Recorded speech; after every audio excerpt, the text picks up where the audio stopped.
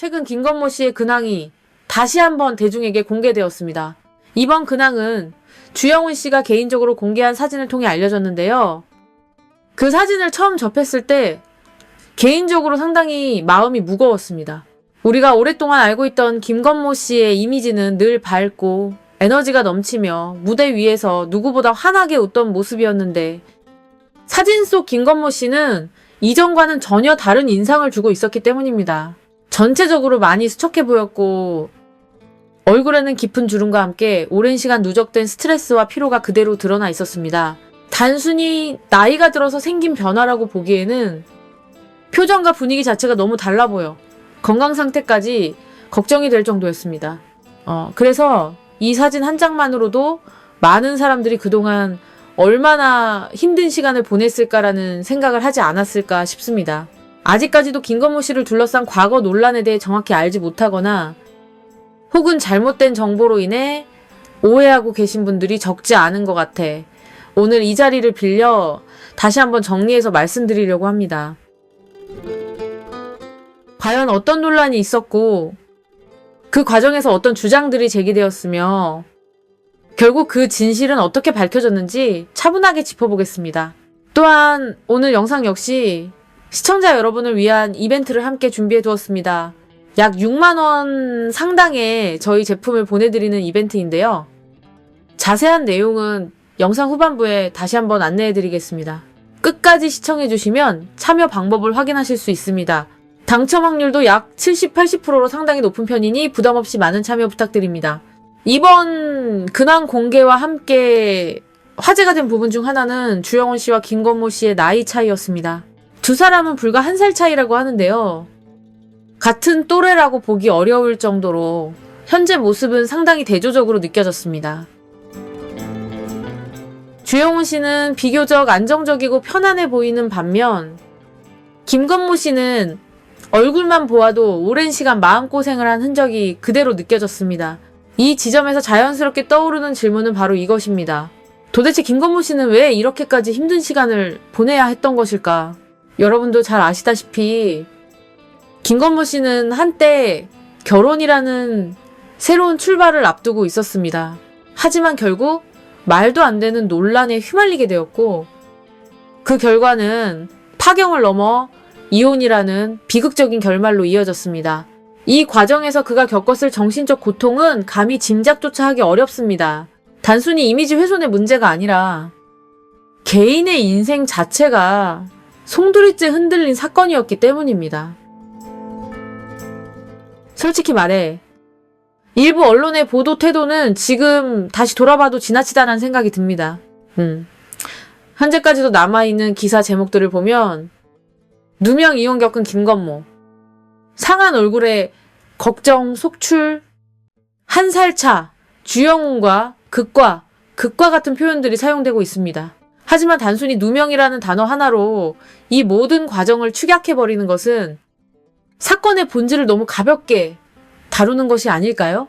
그래서 오늘은 기사에서 제대로 다루지 않았거나 시간이 지나면서 잊혀진 사실들을 중심으로 당시 어떤 일이 있었고 진실이 어떤 방식으로 밝혀졌는지 다시 정리해 보려고 합니다. 사건은 2019년으로 거슬러 올라갑니다.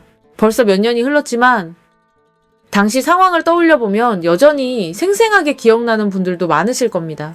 가로세로 연구소 측은 김건모 씨에 대해 성 관련 의혹을 제기하며 폭로 방송을 진행했습니다. 당시 제기된 주장의 핵심은 이렇습니다. 한 업소에서 일하던 여성의 말을 인용해 김건모 씨가 새벽 1시쯤 혼자 해당 업소를 방문했고 7부 길이의 배트맨 티셔츠를 입고 있었다는 것이었습니다. 피해를 주장한 여성은 업소 내부 구조를 직접 그려 설명했으며 김건모 씨가 9번 방에 들어갔다고 구체적으로 주장했습니다. 문제는 이 모든 내용이 객관적인 증거가 아니라 전적으로 한 사람의 진술에 의존하고 있었다는 점입니다.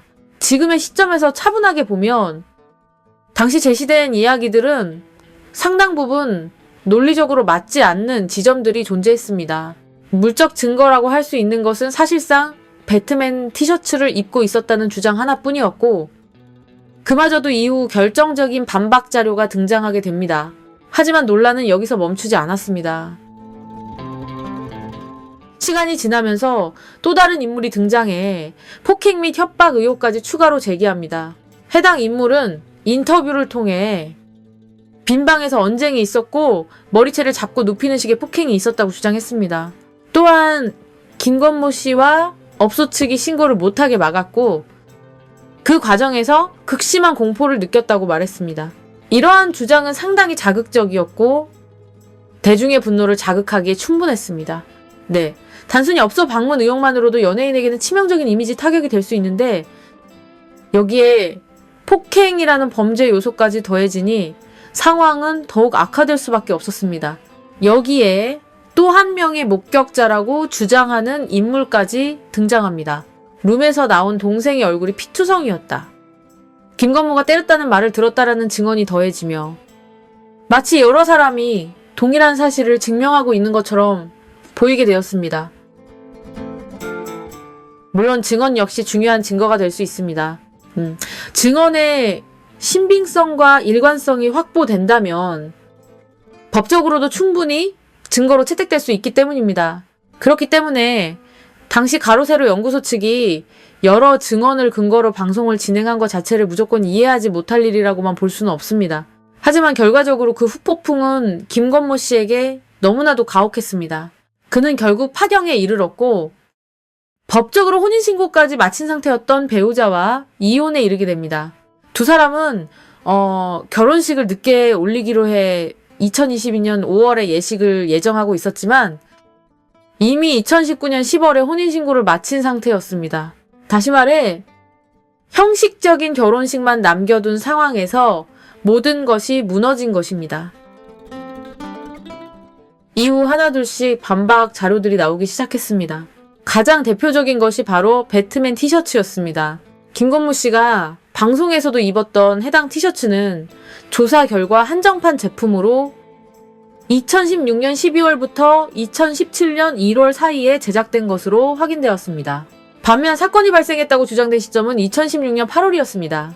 즉, 해당 시점에는 그 티셔츠 자체가 존재하지 않았던 것입니다. 또한 업소 구조와 관련해서도 중요한 반박이 나왔습니다. 업소의 마담은 시스템상 그런 폭행이 발생하는 것은 불가능하다고 말했습니다. 방이 1대1 구조가 아니었고 방음도 완벽하지 않아 옆방의 소리까지 모두 들리는 구조였다는 것입니다. 이런 환경에서 주장된 내용과 같은 일이 벌어졌다면 주변에서 전혀 모를 수가 없다는 설명이었습니다. 심지어 일부 증언에서는 김건모 씨가 가해자가 아니라 오히려 상황을 말리려다 휘말렸다라는 주장도 나왔습니다. 두 여성은 김건모 씨와 무관한 개인적인 문제로 다툼을 벌였고 매니저가 말리다 몸싸움으로 번졌다는 것입니다. 그 과정에서 김건모 씨가 개입했고 기절한 여성을 밖으로 옮기는데 도움을 주었다는 증언도 존재했습니다. 맞았다고 주장한 여성과 달리 다른 여성은 실제로 맞은 사람은 나이며 이 상대 여성이 나를 파운딩하듯 때렸다. 그 일로 심각한 트라우마까지 생겼고 김건모 씨는 그 현장에 없었다라고까지 말했습니다. 이처럼 증언들은 서로 충돌했고 단순히 한쪽의 주장만을 사실로 단정하기 어려운 상황이었습니다. 결국 모든 쟁점은 검찰 수사로 넘어갔습니다. 검찰은 일반에 공개되지 않은 자료들까지 포함해 전반적인 조사를 진행했고 그 결과는 무혐의였습니다. 고소인 측은 이에 불복해 항고와 재정 신청까지 진행했지만 이 역시 모두 기각되었습니다. 결과적으로 김건모 씨는 명확한 물적 증거 하나 없이 업소 여성의 주장만으로 인해 수십억 원에 달하는 재산적 피해를 입었습니다. 콘서트는 취소되었고 방송에서도 하차하며 사실상 연예계에서 퇴출당하다시피 했습니다. 무엇보다도 혼인신고까지 마치고 결혼식을 앞두고 있던 배우자와 이혼까지 하게 된 것은 한 사람의 인생을 통째로 무너뜨리기 충분한 일이었습니다. 2019년부터 지금 2026년까지 거의 7, 8년, 길게 보면 10년에 가까운 시간이 흘렀습니다. 그 긴 시간 동안 김건모 씨는 모든 것을 잃은 채 침묵 속에서 버텨야 했습니다. 이 과정을 다시 정리하며 이야기하는 지금 이 순간에도 개인적으로는 마음이 무겁고 안타깝다는 생각을 지울 수가 없습니다. 최근에는 강용섭 변호사가 방송을 통해 김건모 씨에게 공개적으로 사과의 뜻을 전하기도 했습니다. 또 다른 관련 인물 중 한 명은 안타깝게도 세상을 떠났다는 소식이 전해졌습니다. 여러모로 비극적인 결말이 아닐 수 없습니다. 저 역시 이 일을 보며 많은 생각을 하게 됩니다. 저 또한 활동을 하면서 고소를 당하는 경우가 적지 않습니다. 정치인이나 연예인들이 저를 상대로 고소를 제기하는 경우도 많습니다. 하지만 저는 단 한 번도 검찰에 송치된 적이 없습니다. 그 이유는 단순합니다. 항상 사실만을 이야기하고 모든 내용을 철저히 확인한 뒤에 여러분께 전달하기 때문입니다. 유튜브 활동을 시작한 지 약 8년이 되었지만 지금까지 단 한 번도 그런 문제로 법적 처벌을 받은 적은 없습니다.